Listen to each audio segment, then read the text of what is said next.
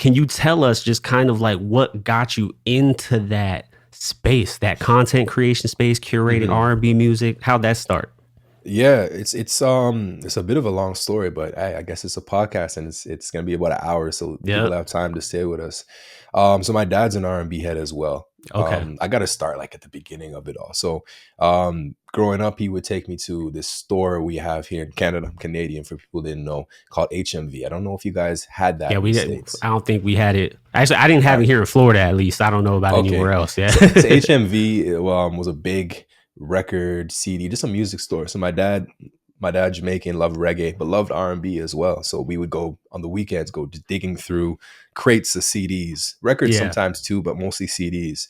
Um, and yeah, just going on those weekend trips with my dad. That's really what installed this love of music discovery in me. That's my favorite thing, is discovering music, which you already know. Hmm. And if you don't know, now you know. But so to keep it going though, yeah, all through school, I was the kid with an iPod, an MP3 player, pass somebody a headphone in the hallway. Yo, you need to hear this. MySpace days, I was the guy, Okay. early on Drake, putting back when you could have like a top 8, top 16, whatever it Ooh. was back then, like going real Yo, far top back. eights gave me trauma, man. Oh, if you weren't in somebody's the top 8, the top eights gave me, yeah, yeah. That was oh, evil a little bit. Looking back on evil. it. Yeah, definitely. So I was the guy who would, like, people would come to my page and be like, yo, Kareem, with that song, I love that. Where'd you find it? Oh, I was digging through whatever website it was, just from all those moments up until fast forwarding out to the pandemic. So by education, I'm a registered nurse. So during the Okay. pandemic, I was, working, on the front lines, as they like to call it, but also just, being at home a lot too. Couldn't really go anywhere. Hmm. And as you all know already, we all went through it. Well, maybe not you, because you're in Florida, but that's neither here nor there. For what? Go through like the. Actually, the staying home. Oh But yeah, then yeah. I No, we did. We did. yeah, Yeah, yeah. yeah, yeah. Yeah. Oh, okay.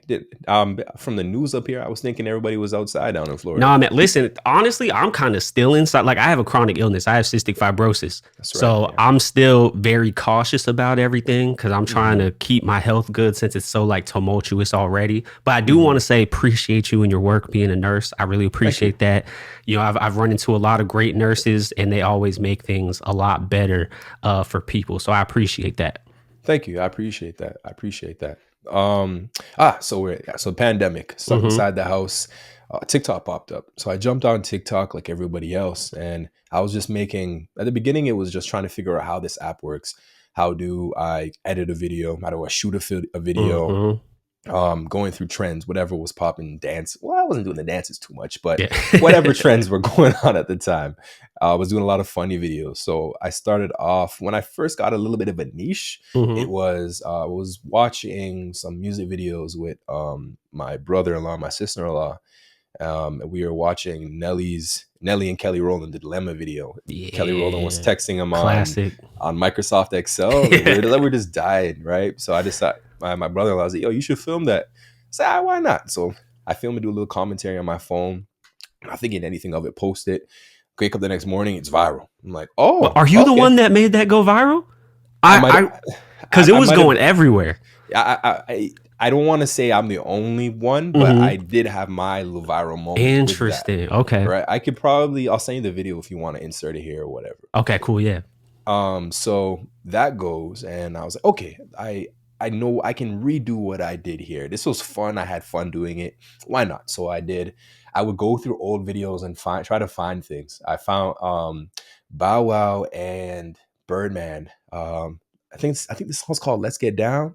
In that video, Bow Wow was in a car, and in the camera zooms in onto, I think it was like a not Motorola Razor. It was an old phone, one of those phones you Hmm. could throw off a building 3 stories down and would Yeah. still survive. Facts. It zoomed in on the screen, and on the screen was was movement. It was another video. So they Hmm. used that as a transition to get to the next phase of video. And I said, "Oh, look, Bow Wow was the first one with FaceTime."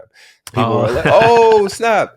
And then there was another one where at the time the controversy was Will and Jada's Mm, marital troubles. So yes. at the time, The and entanglements. the entanglement. Yeah. So I was like, how can I make this my little niche here be relevant with what's going on? So I looked at August Alsina's videos, and this one was the biggest reach I ever did. But he walked into a girl's crib that wasn't his girl, and he had a P on his hat. And I Hmm. was like, look, he has a lights. He has the Philadelphia Phillies hat on, and look, light skinned girl, just like Jada. And that one went crazy. But so I was doing that for a little bit. And, as you can probably tell, I like to joke around, which people don't really Hmm. always get from my content now. But I have a deep love of music. I have a deep love of music discovery, and I was getting um not trapped at the time, but I felt tired with this particular niche, but I Hmm. still wanted to show people I love music. So and another part of the key part of the story was I made music myself for a long time.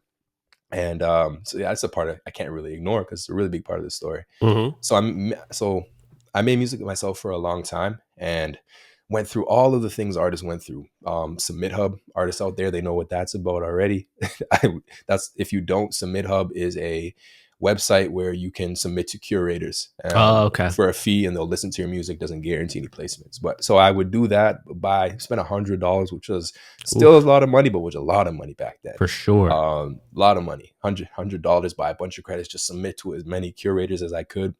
Like, man, for every 100 I got like one acceptance. It Damn. was got scammed one time out of some cash by a dude who said he would get one of my songs on a blog post on, can't remember the name of the blog. It was the first time I heard about it. Hmm. So yeah, was just going through that, just like that artist turmoil of nothing is working out, nobody's giving me a shot, really not feeling like it. And then going back to being stuck inside the house, I was working on my second EP at the time, and I loved to go to the studio. I didn't like recording at home, so I was in the Gotcha. house. I couldn't go to the studio. I start working on TikTok.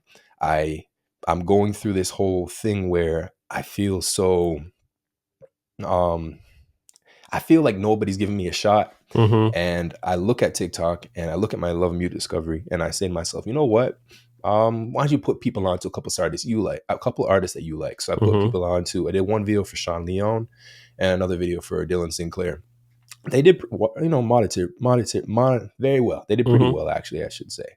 And then something clicked, and I said to myself, you know what? You could make that platform that you've always needed that will give you an honest, fair shake for other people. Facts.